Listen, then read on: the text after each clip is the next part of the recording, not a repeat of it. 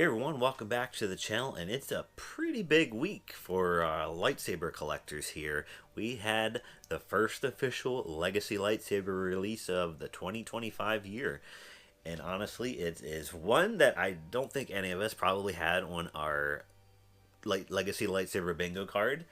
Mara Jade Skywalker, right? Who would have thought we'd be getting a Legends character, not a non-canon character? I think this may be the first Legends character Legacy lightsaber that Disney's released. So as soon as they announced this, the entire internet kind of went off on a tangent. It's like, is this canonizing Mara Jade and some of the Legends content? Is the Thrawn trilogy now going to be considered canon? But I don't think so just yet, based off of how this was advertised and packaged, and we'll get into that here in a little bit when we start taking a look at it.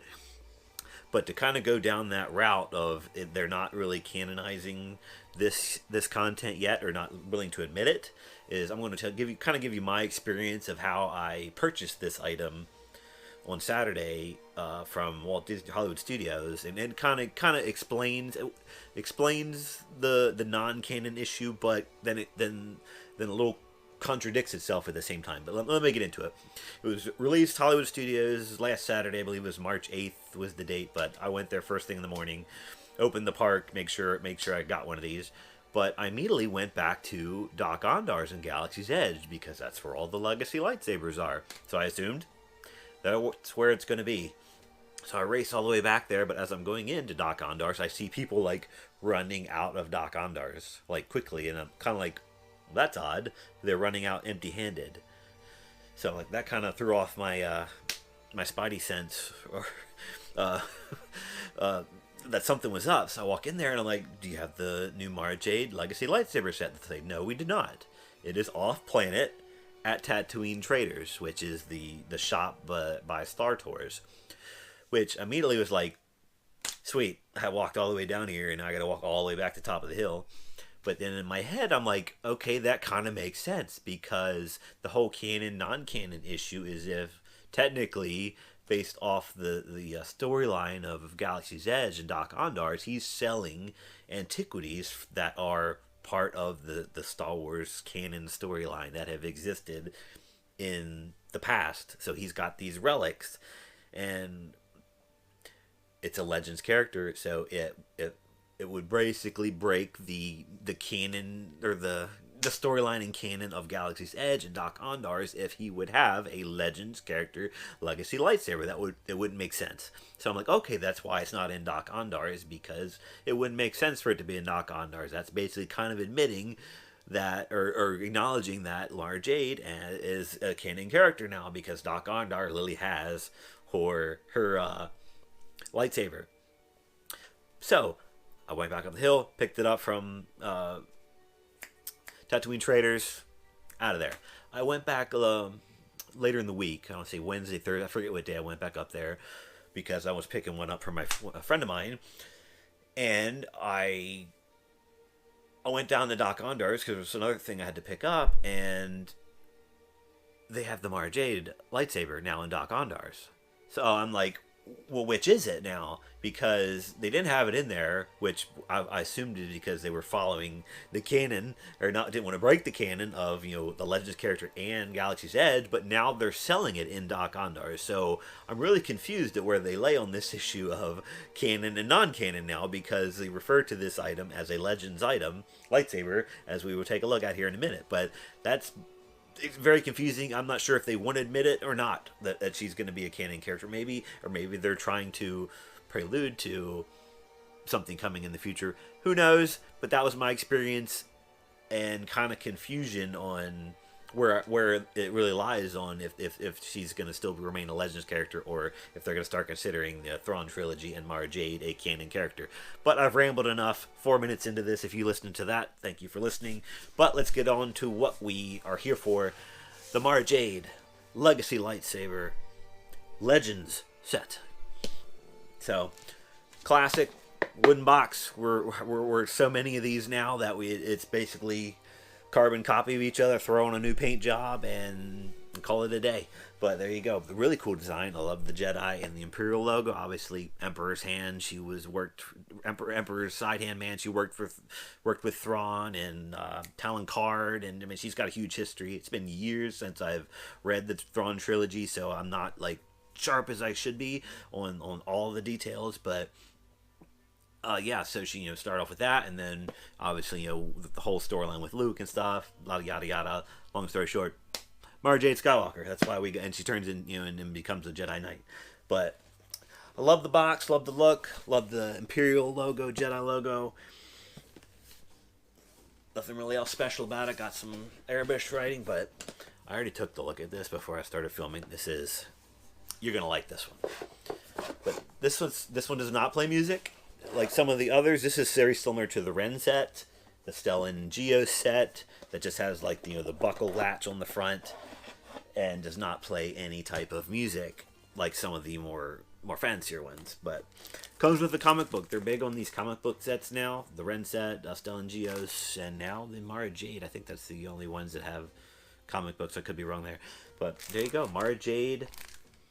By the Emperor's hand, and it's actually by Timothy Zahn. There you see Zahn on the artist or the author artist list. So I'm gonna have to check this out, see if there's any type of more lore in here or anything like that, or if it's basically kind of giving you a history of Mara Jade, or basically based off the Thrawn trilogy. But I have to check that out. But very cool. I like the comic books that they include in these. And what do we got? I got my little limited edition card. I got number 2145 of 3500. And it's, say Ensemble Lightsaber Mara Jade Legend. See, right there. This is where it's so confusing. Legend. You see that glare? There you go. Legends. So, I'm very confused now. We're considering this a Legends character, but now we're selling it in Doc Ondar's. Make it make sense. But then again, we have already broken canon once broken the timeline in Doc Ondar's with the Rey Skywalker lightsaber, because Galaxy's Edge is set between episodes 8 and 9, and the Rey Skywalker lightsaber did not come out until episode 9, so Doc Ondar in the timeline is before that lightsaber existed. So we kind of gave up on the timeline after that happened. So I mean, it doesn't surprise me that they're now selling that in there. But look at this. Beautiful, beautiful lightsaber.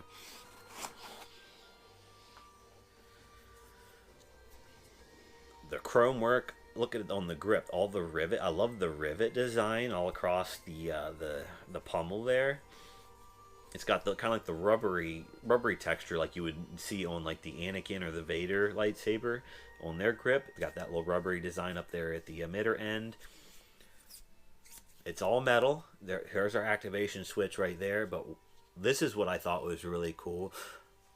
If you're unfamiliar with Mara Jade's lightsaber, it's a magenta purple magenta colored like Mace Windu or Revan's lightsaber, because she's got that balance between the light and the dark side. And what was really cool in here, I thought, is these really cool red and blue.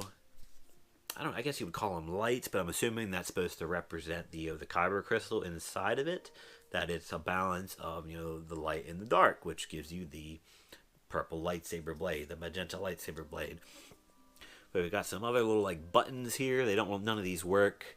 I'm waiting for the day that we actually get a really cool activation switch somehow that's different than your normal little toggle or press button or something that where you can kind of twist it and then it ignites. Or still waiting for that day, but I don't think that's ever going to happen. And you got your little belt clip here. It's a little different looking belt clip here, a little metal sturdier design, but I really like the look of this lightsaber. It's a beautiful lightsaber. Decent weight. I mean, it's definitely not the heaviest, and it's definitely not the lightest, but I really like the metal grip with all the rivets in it. I think that looks super cool. But overall, very impressed with this lightsaber. One of the coolest ones. Coolest, but one of the nicest. It's very elegant looking lightsaber. So definitely one of my favorites just off of design. Now, ignition switch. And there's your purple blade. Basically just sounds like any of the other Jedi lightsabers, Luke's or Anakin's or anything like that. Doesn't really have a special swing or hum or anything like that. Basically, like all the others, I like how on the Sith ones they kind of give them each kind of got a little different tone to them. You can really see that glowing on my face there, the purple. But it's beautiful, and all the purple lightsabers I think are really cool because there's so few of them. Really makes them unique when we get a new purple bladed lightsaber. But beautiful. I love the purple blade. I love the lightsaber hilt design.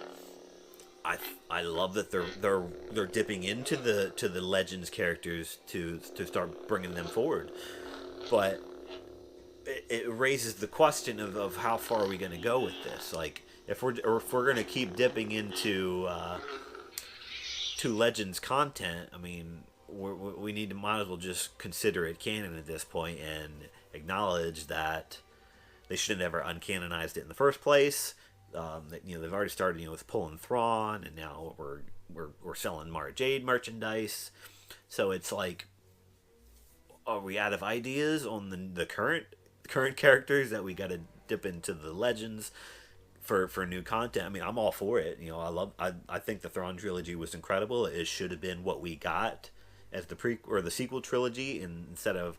I don't mind the sequel trilogy, but we definitely should have gotten the Thrawn Heir to the Empire trilogy as episodes 7, 8, and 9. And honestly, I think they're realizing that and trying to make amends with it.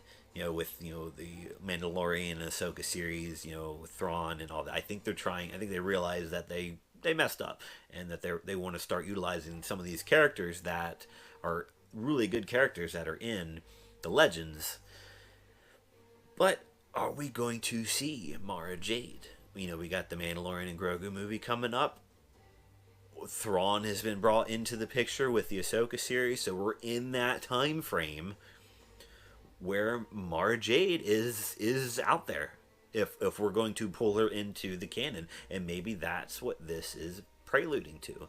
Maybe we're gonna see Mara Jade in the Mandalorian Grogu movie. I wouldn't be surprised if there's some major characters or major storylines or stuff in there. So I wouldn't be surprised if that happens. But that's just me spitballing. Or we could just be out reaching for money and ran out of ideas, so we're dipping into the Legends characters to start selling stuff to gullible lightsaber collectors and Star Wars collectors like myself, and I'm sure there's many of you that are watching this. So thanks for watching the video. Let me know what you guys think of the Mara Jade Legacy lightsaber. They are sold out on Disney Store. They were available for I think 2 days, day or two before they sold out, but as of right now, as I'm filming this, they are currently not available. They are still available on East Batuu here in Walt Disney World. I have no clue if they are available in West Batuu. I'm going to assume that they are. So if you're interested, you got 3 options: East, West, or resellers, unfortunately. But there you go. Hope you guys liked it. Let me know if you're going to pick up one of these Mara Jade Legacy lightsabers. Thanks for watching. Thanks for all the likes, the comments, and the subscriptions. And this has been the Pendaflow Mara Jade Legends Legacy Lightsaber Perspective.